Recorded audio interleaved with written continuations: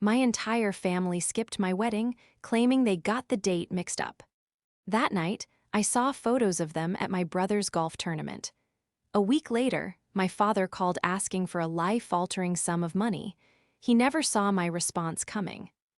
This is where the story truly begins, and you won't want to miss what happens.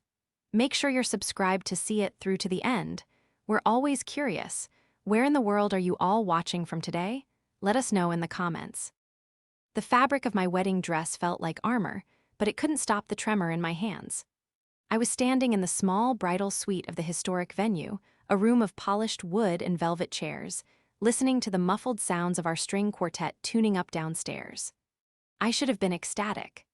I was 32 years old, a clinical pharmacist with a career I'd painstakingly built, and I was about to marry Michael, the kindest, most logical man I had ever known.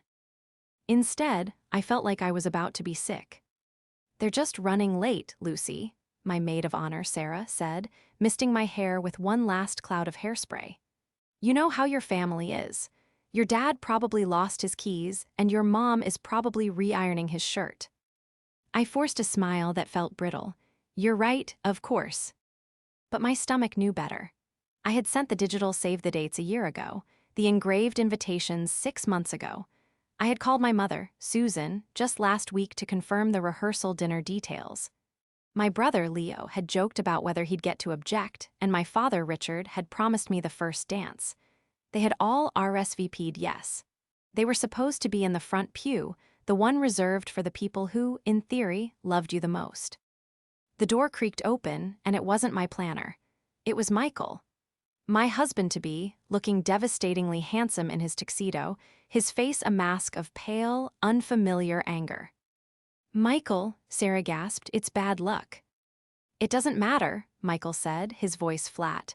He walked straight to me, ignoring everyone else, and took both of my trembling hands in his. His were so warm. "Lucy, they're not here." The string quartet started to play, a soft, hopeful melody. "What do you mean?" I whispered, though I already knew. "Are they in the car? Did they get stuck in traffic?" "I mean they're not here," he repeated, his eyes locking on mine, holding me steady. "I called your dad. It went to voicemail. I called your mom. Voicemail. I even tried Leo. Nothing. The ceremony starts in 5 minutes. The guests are seated. Lucy, they're not coming." The air left the room. It felt like a physical blow, a sudden, sharp pressure in my chest. "No," I said, that can't be right. There must be a mistake, a car accident, something must have happened." A horrible, selfish part of me almost hoped for a minor, non-lethal accident. It was the only explanation that wouldn't shatter me. As if summoned by the thought, my phone, which I'd left on the vanity, lit up. A text message from my mother. My hands were shaking so badly, Michael had to hold the phone for me. It read, "Oh, honey, we are so sorry. We completely got the date mixed up. We thought it was next Saturday. Feeling just awful. We'll make it up to you. Have a wonderful day." Have a wonderful day. The words hung in the air, so absurd, so colossally inadequate that I almost laughed. Next Saturday. A full year of planning. A dozen confirmation calls. A rehearsal dinner they attended just 2 nights ago. The lie was so lazy, so insulting, it was almost more painful than the truth. "I don't understand," I said, my voice a hollow echo of itself. "That doesn't make any sense." Michael's face hardened. He understood perfectly. He had been on the sidelines of my family's dynamic for 3 years, watching me be the responsible one, the reliable one, the one who showed up. And watching them, not. "Lucy," he said, his voice low and firm, "we can call this off. We can postpone. I will walk downstairs and send every single person home. I am not marrying you like this, not if you're not ready." I looked at him. This wonderful man who was willing to cancel his own wedding right this second just for me, and then I looked past him in the mirror at the woman in the white dress. I saw the years of quiet disappointment. My 21st birthday, when my parents forgot because Leo had a crisis, he'd lost his wallet. My pharmacy school graduation, which they'd left early to take Leo to a concert. The thousands of dollars I'd loaned them for his failed ventures. Money I'd saved for a house. money I knew I'd never see again. They had always chosen him. Today was just the most public, most brutal confirmation. A cold, sharp clarity cut through the fog of my pain. I stood up straight. The armor of the dress suddenly fit. "No," I said. My voice was no longer trembling. It was cold. "We are not postponing. I am not letting them take this, too. Oh, I am not letting them ruin this day." I turned to Sarah. "Fix my mascara." I walked down that aisle on my own. I held my head high, my eyes fixed on Michael. But with every step, my heart catalogued the void. The path I walked was lined with friends, with Michael's warm and loving family who had all flown in. But as I reached the front, I couldn't ignore it. The gaping, empty front pew. A physical monument to all the love I'd given and never, ever gotten back. I said I do to the man I loved. I meant every word. But the betrayal was so profound, it felt like a separate, silent vow. I was done. I was done being their afterthought. I was done being the next Saturday girl. We skipped the grand reception entrance. After the ceremony, after I had kissed Michael and been pronounced his wife, after I had walked back down the aisle, I just needed a moment. We ducked into a small library off the main hall. "Lucy, talk to me," Michael said, pulling me close. "I'm fine," I lied. "I'm happy, I'm with you, it's fine." "They're your family," he said, his voice laced with a fury I appreciated. "It is not fine, that text. Got the date mixed up. Who do they think you are?" "They think I'm the one who will just take it," I whispered, the truth of it landing hard. "I'm the one who always understands, the responsible one, the boring one." He tilted my chin up. "You are the most incredible person I know, and they are. I have a lot of names for them right now." He took a deep breath. "But for the next 4 hours, we are going to dance. We are going to eat that expensive cake. We are going to celebrate with the people who did show up. And we are not going to let them have one more second of this day. Do you hear me?" I nodded, swallowing the lump in my throat. "I hear you." And we did. I danced with Michael. I danced with his father. I laughed at his brother's terrible best man speech. I hugged my friends. I drank the champagne. And for a few hours, I was just a bride. But every time I smiled for a photo, I could feel the invisible hole where my family was supposed to be. Later that night, in the bridal suite of a downtown hotel, the adrenaline finally faded, leaving behind a raw, aching exhaustion. Michael was asleep, one arm slung over me, his breathing deep and even. But I was wide awake, the high collar of my dress long gone, replaced by a simple hotel robe. My phone was on the nightstand where I'd thrown it. It was buzzing. I'd put it on silent, but I could feel the vibration. More apologies, more lazy excuses. I picked it up. 22 missed calls, all from my mother, a dozen texts. "Lucy, honey, please pick up. I feel just terrible. We are so sorry. It's all my fault. I put it in the calendar wrong. Your father is devastated. Leo feels awful." I snorted. Leo hadn't felt awful about anything a day in his life. I tried calling my mom back, straight to voicemail. I tried my dad. Voicemail. I sent Leo a single text, "Where were you?" No response. The silence was louder than their fake apologies. I put the phone down, my head throbbing. I was about to turn it off for the night, maybe for the rest of my life, when a new notification popped up. It wasn't a text. It was an Instagram tag. A friend from my hometown, someone I hadn't seen in years, had tagged me in a photo. My thumb moved on its own. The app opened. The photo was bright, outdoors, and garish. My mother, Susan, was in a bright pink sundress, beaming. My father, Richard, had his arms slung around my brother, Leo, and Leo was in the center, wearing ridiculous plaid golf pants, grinning from ear to ear, and holding a cheap-looking, gold-plated trophy. They were standing on a manicured green under a large banner that read, 14th Annual Pin High Invitational. The caption from my hometown friend read, "Look at our local boy Leo, so proud of him, and great to see Richard and Susan out supporting." I zoomed in, the trophy in Leo's hand, the smiles, the bright, unforgiving sunshine, and then I saw the timestamp on the post. 3:15 p.m. 15 minutes after my wedding ceremony had started. The lie wasn't just lazy, it was monstrous. They hadn't mixed up the date. They had received 2 invitations, 2 events on the same day. One, the wedding of their only daughter. The other, the 14th annual Pinhai Invitational for their golden boy son. And they had made their choice. I think I stopped breathing. The hotel room, so full of flowers and leftover champagne, suddenly felt like a tomb. I looked at the photo until my eyes burned. My mother, who had felt terrible, looked ecstatic. My father, who was devastated, was clapping. And Leo, he was the center of their universe. A cold, hard clarity, even sharper than the one I'd felt in the bridal suite, settled over me. I wasn't just sad anymore. I was done being sad. Sadness was a privilege I could no longer afford. I thought of my grandmother, my maternal grandmother, G. Rams, a woman who had seen everything. She had seen my mother's obsession with Leo, my father's weak-willed enabling. Grams was the one who had paid for my pharmacy school application fees, who had called me every week. Before she died, she had pulled me into her room, her hand, thin and papery, gripping mine. "You're the only one with a good head on your shoulders, Lucy," she'd whispered, her voice still sharp. "Don't let them squander it. I'm trusting you." I looked at Michael, my husband, sleeping peacefully. I looked at the picture of my smiling, treacherous family, and I thought about my grandmother. "They forgot about Grams," I whispered into the dark.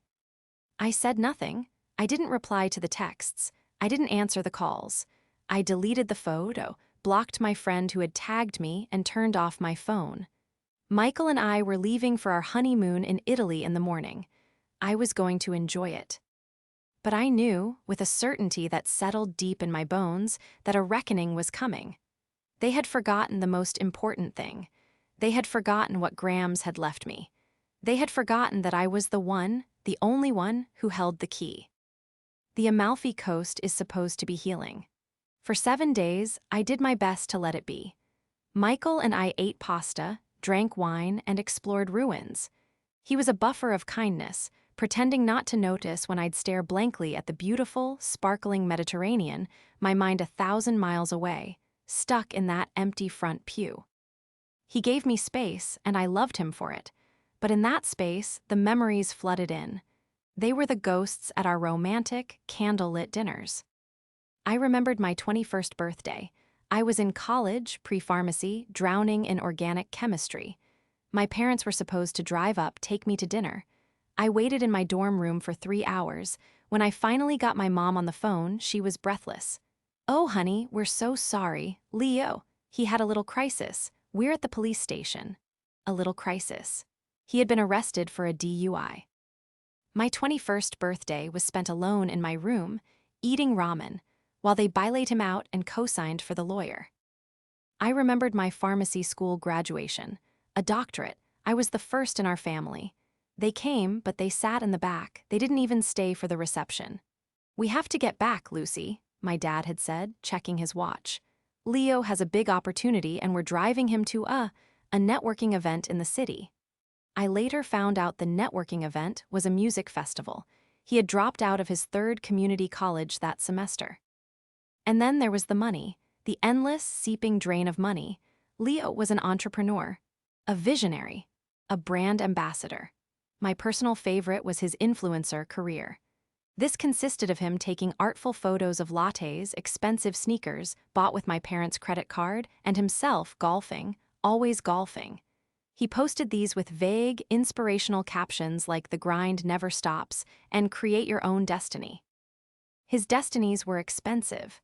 First, it was the luxury t-shirt line. He needed $5,000 for a printing press. Then, it was the specialty keto-friendly energy drink. That one was $10,000 for initial bottling. I, fresh out of school and finally making a good salary, was the one they'd loaned from.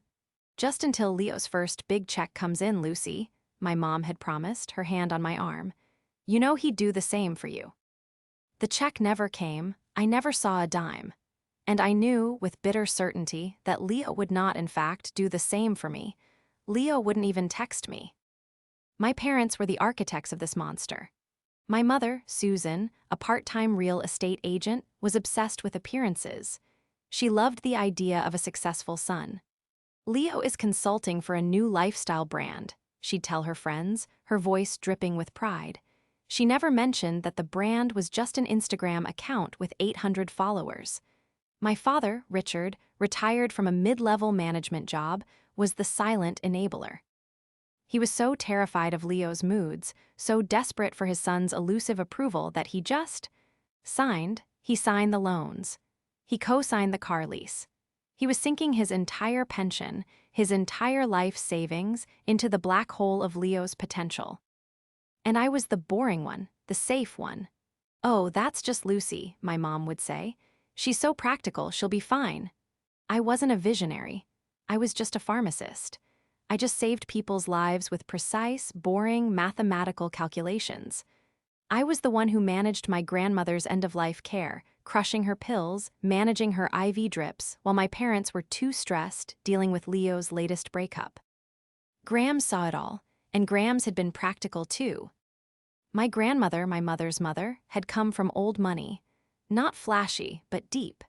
She'd lived in the same modest house for 50 years, drove the same Buick, and never trusted my fat. When she passed away, my mother had been vibrating with anticipation. She assumed she was inheriting everything. The will reading had been a scene I would cherish forever. The lawyer, Tom, a dry, serious man, had read the will. The house went to a local charity. Her personal effects were divided, and the bulk of her estate, a significant trust fund, was to be managed by me. "What?" Susan had shrieked, literally rising from her chair. "She's just a child, I'm her daughter." "Your mother was very specific, Susan," Tom had said, not looking up. "The trust is to be managed by Lucy. She is the sole trustee. The funds are to be used at her sole discretion for the health, education, and prudent advancement of the family." Those were her words. Prudent advancement. The car ride home had been silent. My mother hadn't spoken to me for a month, but soon the requests started. Gently at first. "Lucy, honey, your dad and I were thinking of updating the kitchen. That's a prudent advancement for the house, right? And then, Leo needs a new laptop for his business. That's education, isn't it?" I had held firm just as Grams had taught me. I'd set up a small, managed fund for my parents' retirement, a token amount. But I had refused, time and time again, to fund Leo's fantasies. It had been a quiet, simmering war for years. Now, sitting on that terrace in Amalfi, sipping a limoncello, it all clicked into place. That golf tournament, it wasn't just a casual game, it must have been something big, something Leo had promised them. A sponsorship, a big break, the 14th annual Pinhai Invitational. I was a pharmacist. I was trained to see patterns. And this one was screaming at me. They had chosen to go to that tournament, believing it was the winning ticket. They had bet everything on Leo. "They forgot about Grams," I said to Michael as we watched the sunset. "What about her, honey?" "They forgot I'm the one holding the checkbook." A cold, hard resolve settled into my heart, and I think they're going to be asking for it very, very soon. We returned from Italy. The tans faded, and the realities of life clicked back in. I went back to the hospital, back to the precise, orderly world of dosages and protocols. It was a comfort. I hadn't spoken to my family in 2 weeks. The calls and texts from my mother had slowed, then stopped. They were clearly giving me the silent treatment, a classic Susan move, meant to make me feel guilty and come crawling back, begging for forgiveness. It wasn't working. The silence was a balm. Michael and I settled into our new life as a married couple. We unpacked our wedding gifts, wrote thank you notes, and looked for a new apartment. I felt peaceful. Then, a week after our return, my work phone rang. It was an external number I didn't recognize. I was in the middle of verifying a complex chemotherapy order, so I almost let it go to voicemail. But a small, professional nudge made me pick up. "This is Dr. Harrison," I said, my voice clipped and professional. Lucy, is that you?" The voice was thin, reedy, panicked. It was my father, Richard. "Dad," I said, stepping into a private consultation room. "How did you get this number?" "Your mother," she looked it up. the hospital directory. Lucy, thank God, you're not answering your phone, you're not answering your mother.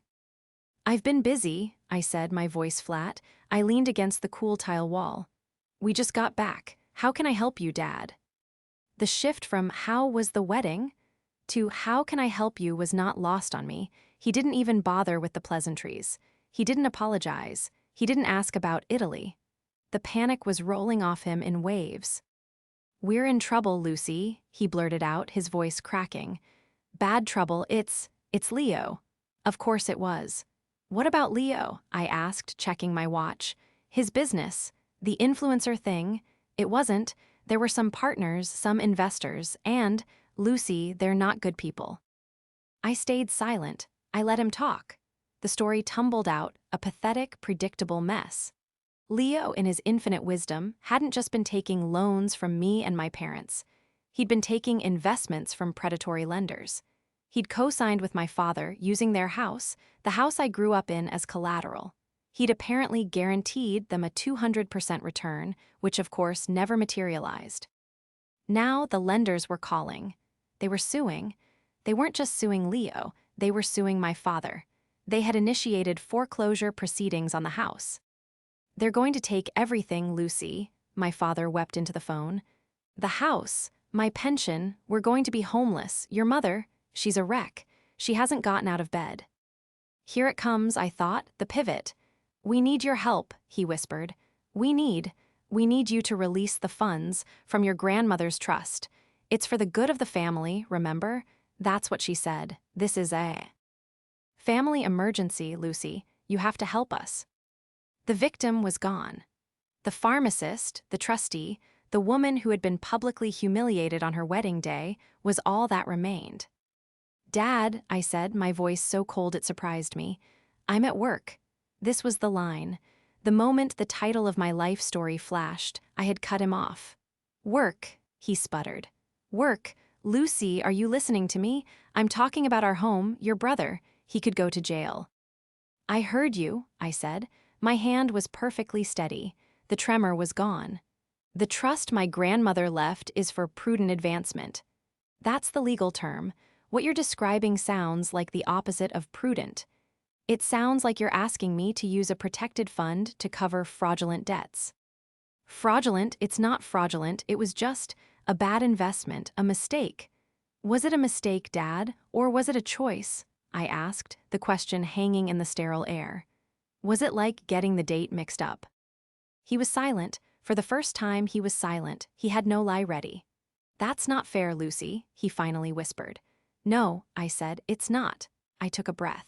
"Here is what is going to happen. I am the sole trustee. As such, I have a fiduciary duty. I will not be releasing any funds based on a hysterical phone call. If you want me to even consider this, you will have your lawyer. If you even have one, send all relevant documents to my lawyer." "Your lawyer?" "Yes, Dad, my lawyer. The one who manages the trust. His name is Tom. Your mother has his number. Have your lawyer send him the loan agreements, the collateral documents, and the lawsuit you've been served with. I will not be speaking to you, or Mom, or Leo about this again. Is that clear?" He was sobbing now, a wet, gasping sound that should have broken my heart. It didn't. "Lucy, please, you're my daughter, and you're my father. You were supposed to walk me down the aisle. You chose to go to a golf tournament instead." I hung up. I didn't feel relief. I didn't feel anger. I felt nothing, a cold, clean, professional calm. My victim phase was over. My strategist phase had just begun. I immediately called Tom, the trust lawyer. "Hi, Tom, it's Lucy Harrison. We spoke a few years ago." "Lucy, congratulations on your marriage. I heard the good news," he said warmly. "Thank you, Tom. Listen, it's happening, just like my grandmother said it would. You're about to get a request from my father, Richard. They're in legal trouble and they want the trust to bail them out." There was a sigh on the other end. "I was afraid of this. Your grandmother was a very wise woman. She put the prudent clause in there for a reason." "I'm not just calling to warn you," I said. "I'm calling to hire you, and I want to hire a forensic accountant. I'm not releasing a single cent. I want you to find out exactly what they've done. I want every cosign loan, every credit card, every bad check. I want to know the full extent of the mess. I want to build a case. A case For what? To protect the trust? Yes, I said, and to protect myself, they made their choice. Now I'm making mine. The next week was a masterclass in panic. My mother, realizing her hysterical calls were being ignored, tried a new tactic: love bombing. I received texts with old family photos. Remember this, sweetie? We've always been so proud of you. I received emails from new, unfamiliar accounts. Lucy, I'm booking a spa day for us. Just mother and daughter. We need to reconnect. I deleted them all. Meanwhile, my team, my lawyer, Tom, and the forensic accountant, a sharp woman named Maria, was working. Maria, in particular, was a miracle. She dove into the tangled mess of my father's and Leo's finances with a terrifying, surgical glee. My father, desperate, had apparently forced his lawyer to send over the initial lawsuit documents. It was as bad as he'd said. The predatory lenders were not messing around.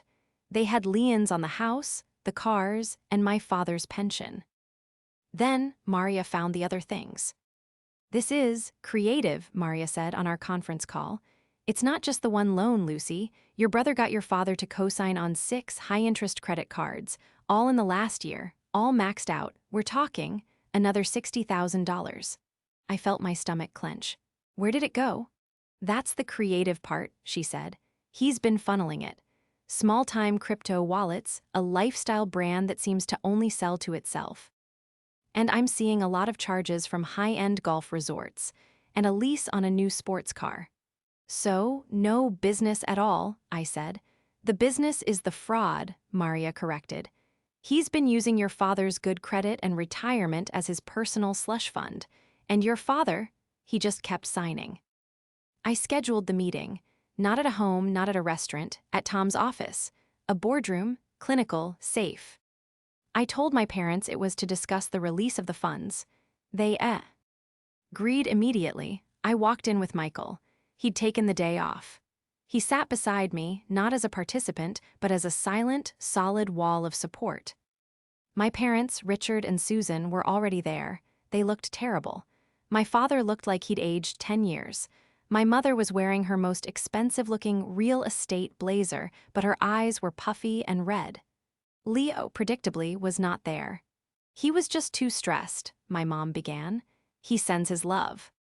"Let's not," I said, sitting down. "Tom, thank you for arranging this." Tom, my lawyer, sat at the head of the table, a thick binder in front of him. "Richard, Susan," Tom began, his voice all business. "We have reviewed the documents you sent over regarding the lawsuit from Apex lenders." "Yes, so you see," Susan burst in, her voice artificially bright. "It's just a simple business misunderstanding. If Lucy can just, write the check, we can make this all go away. For the good of the family." I let her finish, then I slid a separate, thinner folder across the table. "This," I said, "is from my accountant." Susan's smile wavered. Richard, who had been staring at the table, looked up. "What is that?" Richard asked. "That," I said, "is a list of the other debts. The 6 credit cards you co-signed, Dad, the ones you didn't tell me about, the ones Leo used to lease a car and buy cryptocurrency." My father's face went from pale to a ghostly, mottled gray. He looked at Susan, horrified.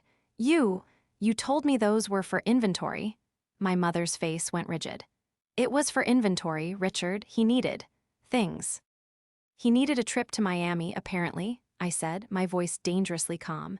"He needed a new set of golf clubs. He needed to pay for the Pin-High Invitational at his club." What are you talking about?" Susan stammered. "I'm talking about the golf tournament," I said. "The one you chose over my wedding. The one you lied about. I saw the photos, Mom, while I was in my wedding dress. While I was wondering if you were dead in a ditch. You were smiling, holding a trophy." Susan gasped, her hand flying to her chest. "That's not. We didn't. It was a mistake, a horrible mistake. How can you be so cruel bringing that up now? We are talking about family." "I am talking about family," I shot back. "I'm talking about how you've sacrificed this family, this house, everything my father worked for him, for a lie. A lifestyle that doesn't exist." "He's our son," Susan shrieked, slamming her hand on the table. "He's your brother, he's creative, he's sensitive, this stress. It's not good for him." "He's a con man," I said, the words landing like stones in the silent room. He's not sensitive. He's a 29-year-old man who has been committing fraud, and he used you both to do it. Lucy, please, my father whispered. He looked broken. He's your brother, just pay them, pay the lenders. We can sort out the credit cards later. Just save the house, please. I looked at my father, the man who had enabled this, the man who had signed his own financial death warrant, and I felt a sliver of pity, but it wasn't enough. No, I said. Susan stopped mid-rant. What did you say? I said no, I repeated, turning to her. I am the trustee of Grams's will. Her will was explicit, prudent advancement. Tom, would you agree that using a protected trust to pay off predatory lenders for fraudulent debts incurred by a 30-year-old man is prudent? Tom cleared his throat. It would be the definition of imprudent. It would be a severe breach of your fiduciary duty. You could, in fact, be held liable by the other potential beneficiaries, namely, any children you or your brother might have. My mother's jaw dropped. So no, I said, standing up. The trust will not be bailing Leo out. The trust will not be saving the house. The trust, as of today, is sealed. I looked at my parents. You made your choice. You chose his golf tournament. You chose his lies. You chose him over and over, and now he's all yours. I turned to Michael. Let's go. We walked out of the room, leaving my two parents sitting in a silent, expensive boardroom, the reality of their ruin finally, terribly clear. The non-stop calls from the title? That wasn't an exaggeration. It began before we even got to the car. My phone, which I'd left on silent, was a solid, vibrating brick in my purse. When we got home, I looked. 37 missed calls, all from my mother. The voicemails were a spectacular, escalating symphony of human desperation. The first few were weeping. Lucy, you can't mean this. You've misunderstood. Please call me. We can fix this. Then came the anger. You ungrateful. After everything we've done for you, we raised you, we paid for your college. A lie, I'd had scholarships and worked 2 jobs. Your grandmother would be ashamed of you, you're a monster. Then came the bargaining. Okay. Just the house, Lucy. Forget the credit cards. Just pay the lenders. Your father. He's not well. His heart. You're giving your father a heart attack. Then came the threats. I'm going to tell everyone. I'm going to tell your new in-laws what a horrible, selfish person you are. You will be ruined. I listened to them all, one after the other, my face blank. Michael sat next to me, holding my hand, his knuckles white. This is insane, he muttered. This is pathological. This is my mother, I said. This is the water I've been swimming in my whole life. I just never realized it was poison. My father left only one message. It was short, his voice thick. Lucy, please, I'll do anything. I'll pay you back, I promise. I can't lose your mother. I can't be homeless. Please, daughter, please. That one hurt, but it wasn't enough to change my mind. It was the plea of a man who was sorry he got caught, not sorry for what he'd done. And then, the rarest of all occurrences, a text from Leo, the first direct communication since before the wedding. Heard you decided to ruin my life. THX. Guess I know where I stand. Hope happy with new family. I laughed, a short, sharp, bitter sound. He's worried I've ruined his life, I said to Michael, showing him the text.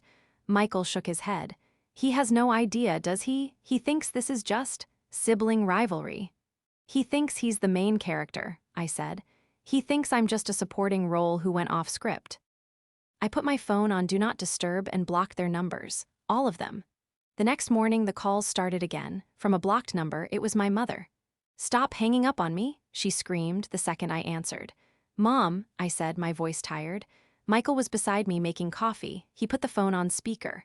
I have nothing left to say. You have everything left to say. The bank, they called Lucy.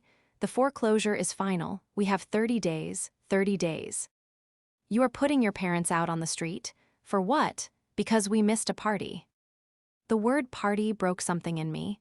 All the sadness, all the years of quiet hurt, solidified into a single, sharp point of anger. It was my wedding, I said, my voice dropping. It wasn't a party. It was the most important day of my life, and you didn't miss it, you skipped it. He needed us, she shrieked. It was a big day for his career, his sponsors, They were there. It was a very important tournament. There it was, the irrefutable proof. The final confession. His career, I repeated, my voice flat. Mom, Maria, my accountant, she found everything. There are no sponsors. There is no lifestyle brand. The Pinhai Invitational wasn't a tournament. It was a promotional event for a crypto scam he'd bought into. He wasn't winning a trophy. He was hosting a last-ditch effort to lure in other suckers. He didn't need you. He needed props. He needed his proud parents to look legitimate. A long, cold, terrible silence crackled on the line. I had, for the first time in my life, stunned my mother into silence. She found. What? Susan whispered. I know about the credit cards, Mom. I know about the forged signatures on the loan against the house. I know about the leased car. I know about the trips. I know everything. You haven't been calling me to save your family, I continued, the words coming fast and clean. You've been calling me to fix your ATM. That's all I am to you. I'm the backup plan, the safety net, the boring one who would just clean up the mess. Well, I'm not cleaning it up this time. I am not setting myself on fire to keep you warm. Not anymore. I could hear her breathing, a ragged, sharp gasp. She was trying to find a new angle, a new manipulation, but I didn't give her the chance. I am the trustee, Mom, and as the trustee, I am protecting Grams's money from a con man, and as your daughter, I'm protecting myself from you. Lucy, no, you don't mean. Goodbye, Mom, I said. I hung up. I took a deep breath. The air in my apartment felt different, lighter. I looked at my phone. I saw the blocked number. And then I did something I should have done a decade ago. I powered it down, walked to my desk, and took out the SIM card. I went to the store that afternoon and got a new number. I gave it to Michael, to my work, to my friends. My old life and the family that came with it was, as of that moment, unreachable. The showdown, when it came, was not in a boardroom. It was not over the phone. It was, in a twist of beautiful, tragic irony, on the front lawn of the house I grew up in. 2 months had passed. 2 months of silence. My new phone number was a fortress. I'd heard through Tom, my lawyer, that the bankruptcy was proceeding. The foreclosure was final. The date was set for the estate auction. You don't have to go, Michael said, the morning of. He was holding my new white coffee mug, the steam rising in the morning light. I know, I said. I'm not going to bid. I don't want any of it. Then why go? To close the book, I whispered. I need to see it. I need to see the end. He nodded. He understood. He put on his jacket and held the door for me. The house looked smaller than I remembered. The lawn was overgrown. A large, garish yellow auction sign was hammered into the grass near the mailbox. There was a small crowd. Neighbors, mostly. Vultures, all of them, picking through the boxes of my family's life that had been unceremoniously dumped on the driveway. And then I saw them, my family. They were standing near the garage as if they were guests at a party they didn't want to be at. My father, Richard, looked deflated. He was wearing an old, rumpled polo shirt and his face was gray. My mother, Susan, was wearing oversized sunglasses and a ridiculous, wide-brimmed hat, as if she were a celebrity trying to avoid the paparazzi. She was fooling no one. And Leo, he was leaning against the garage door, his arms crossed, tapping angrily on his phone. He looked thinner, meaner. The easy charisma was gone, replaced by a sullen, childish pout. They hadn't seen us. We stood at the back of the crowd, near the street. All right, folks, the auctioneer shouted, his voice metallic through a cheap megaphone. We're starting with the household goods. Let's move inside. As the crowd surged forward, Susan turned. Her head swiveled. The sunglasses scanned the crowd. And then, they locked on me. Her mouth, painted in a garish red, dropped open. For a second, I thought she might faint. Instead, she did the only thing she knew how to do. She attacked. She marched across that lawn, her heels sinking slightly into the grass, a woman possessed. You, she hissed, her voice loud enough to carry. The neighbors paused. You came. How dare you? How dare you show your face here? She was close now. I could smell her perfume, a cloying, sweet scent I'd always hated. Are you here to gloat? She shrieked, her voice cracking. Are you here to bid, to buy my dining room table? I stood my ground. Michael put a hand on the small of my back, but he didn't step in. This was my fight. I'm not here to bid, Susan, I said. I used her first name. It landed like a physical slap. Her body jerked and the neighbors murmured. I'm just here, I said, my voice clear and calm, to see this through. Leo, hearing the commotion, finally looked up from his phone. He saw me, and his face contorted in a mask of pure, unadulterated rage. "This is your fault," he yelled, stalking towards us. He jabbed a finger in my face. You're a psycho. You did all this. You ruined us. All because we missed your stupid party." And that was the moment. The word party hung in the air. A new voice, hoarse and broken, cut through. A party? It was my father. He had shuffled forward, his eyes for the first time clear. He wasn't looking at me, he was staring at Leo. "It was her wedding, you idiot," Richard whispered. "Your sister's wedding, and you—" He turned to Leo, his gaze flat. "You lied to me. You said it was a one-time investment meeting at the club. You said the bank was a misunderstanding. You told me she said she'd help." He turned his gaze to my mother. "And you knew, and you let him. You told me I was the one who got the date mixed up." "He's our son, Richard," Susan shrieked, her defense a reflex. "He needed us." "He's a con man," my father said, the words loud and clear in the sudden silence. The crowd was rapt. "He's a 30-year-old con man, and we're his fools." "Richard," Susan gasped, grabbing his arm. "Stop it, you're making a scene." He shook her off. He looked at her, truly looked at her, and the last shred of loyalty in his eyes died. "No, Susan," he said. "He's a con man, and you're his manager." He turned away from them. He turned away from the house, from the life he had built and lost. He walked slowly to the curb, and he sat down, his head in his hands, a broken old man on the edge of his own ruin. The auctioneer, sensing the family drama had reached its terrible climax, cleared his throat. "All right, folks, a little excitement. Let's start the bidding on the living room set. Who'll give me 500? Leo stood frozen, exposed, his psycho sister and his idiot father having just publicly detonated his entire world. Susan let out a single terrible sob, a sound of pure animal grief. I looked at Michael. He looked at me. I didn't feel triumph. I didn't feel joy. I just felt done. I turned and we walked away. I didn't look back. I didn't need to, the book was closed. 6 months later, I was in a new home. It wasn't a large house. It was a bright, airy condo on the other side of the city, one that Michael and I had picked out together.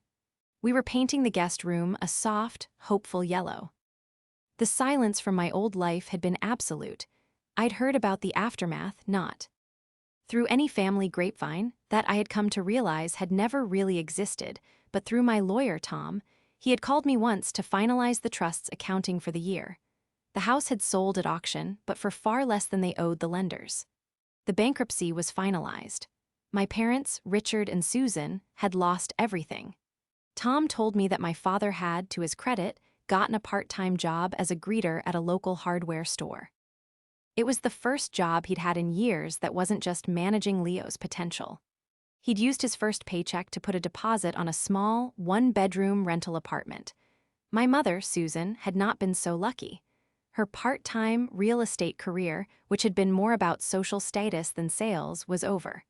Without the house, without the money, without the image, she had nothing to sell. The last Tom had heard, she was working as a receptionist at a dental clinic. And Leo, my golden boy brother, his investors had not been as forgiving as my father. The crypto scam had turned out to be a mail fraud scam, and when the other investors, the ones he'd scammed at the golf tournament, had realized their money was gone, they had gone not to a civil lawyer, but to the district attorney. With no family money for a high-powered defense, Leo had been forced to take a plea deal. He was currently serving an 18-month sentence in a low-security federal prison for fraud. I hung up the phone with Tom and I felt nothing, not joy, not vindication, just a quiet, hollow sadness for the family I should have had. "You okay?" Michael asked, coming up behind me and wrapping his arms around my waist. "Yeah," I said, leaning back into his solid, warm chest. "I'm okay." My reconciliation wasn't with them, it was with myself, and it was with Michael. After the auction, after the dust had settled, Michael had suggested something. "We never got a real wedding," he'd said. "We got a crisis. I want a wedding. With you." So 3 months later, we'd had a re-wedding. It was on a beach at sunset. There were only 20 people. Michael's parents, his siblings, my 2 best friends from college. My maid of honor, Sarah, stood beside me again. And Michael's father, a kind, sturdy man, was the one who walked me down the sandy aisle. The front pew was just a line of chairs on the beach, and it was full. It was full of people who had chosen to be there, people who loved us, people who had shown up. When I'd said my vows this time, my voice hadn't trembled. I wasn't the next Saturday girl. I was the right now woman. Now in our new home, I was putting together a photo album. Not from the first wedding, I'd thrown those photos out. This album was from the beach. I pasted a picture of our new front pew. My new family. My phone buzzed on the table. It was an email, not from a blocked number, but from Tom. Ms. Harrison, it read, just a quarterly update. The trust's value has increased 4%. As per our discussion, the first check from the Grams Memorial Scholarship has been awarded to a promising young pharmacy student at the local university. Congratulations, you're doing a good thing. I smiled. I had used my grandmother's legacy. Not to enable a con man, but to build a future. Not to clean up a mess, but to create an opportunity. I looked at the picture in the album. I thought about the girl in the yellow room we were painting, the one we were hoping to have one day. What are you smiling at? Michael asked, kissing my temple. Just the future, I said. I felt a pang for the brother, the mother, the father I had lost. But it was like mourning a distant memory, a life that had belonged to someone else. The peace I felt, the profound, unshakable peace of a life finally my own, was so much stronger. I was free.